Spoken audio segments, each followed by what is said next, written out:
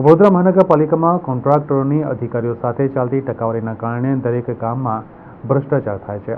શહેરમાં માણેજા અને માંજલપુર બ્રિજની કામગીરીમાં કરોડો રૂપિયા અપાયા બાદ પૂર્ણ થવામાં પણ વર્ષો વીતી ગયા છે.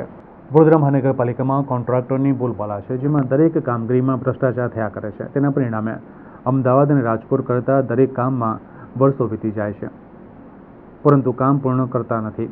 માત્ર એક અટલ બ્રિજને બનાવવામાં 10 વર્ષ જેટલો સમય લાગ્યો, જ્યારે માણેજા પાસેના બ્રિજને તો વર્ષોનો સમય થઈ ગયો. ત્યારબાદ પણ કામગીરી ચાલી રહી છે.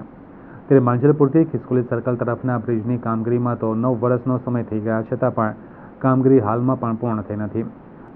જ્યારે આશ્ચર્યની વાત તો એ છે કે કરોડો રૂપિયા આ બે બ્રિજની કામગીરી માટે અધિકારી નેતાઓએ પહેલાથી જ કોન્ટ્રાક્ટરોને આપી દીધા છે, જ્યારે કે કામ પૂર્ણ થયા બાદ આપવાની રકમો કામ પૂર્ણ ના થયા એ પહેલાં જ આપી દેવામાં આવી છે, જેમાં કોન્ટ્રાક્ટર દ્વારા ઉચ્ચ કક્ષાથી લઈને જવાબદાર અધિકારીઓ સુધી ટકાવારી આપી હોવાના કારણે કોન્ટ્રાક્ટર મન ફાવે તેવી રીતે બિંદાસ કામગીરી કરતા હોવાનું લોકમુખે ચર્ચાઈ રહ્યું છે.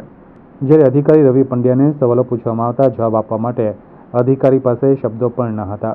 શું આવી રીતના વડોદરા શહેરનો વિકાસ થઈ શકશે? આ એક સૌથી મોટો પ્રશ્નાર્થ છે.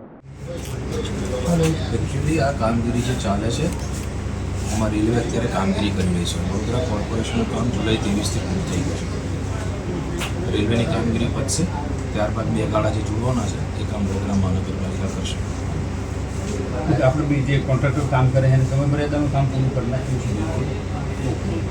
કેટલા સમયમાં અંદાજિત છે કે આટલા પૈસા વાપર્યા પછી લોકોને ઉપયોગમાં આવી શકે ઉપયોગ બને અંદાજે? બે એજન્સી કામ કરે છે, રેલવે અને વડોદરા મહાનગરપાલિકા. વડોદરા મહાનગરપાલિકા તરફે કામ પૂરું થઈ ગયું.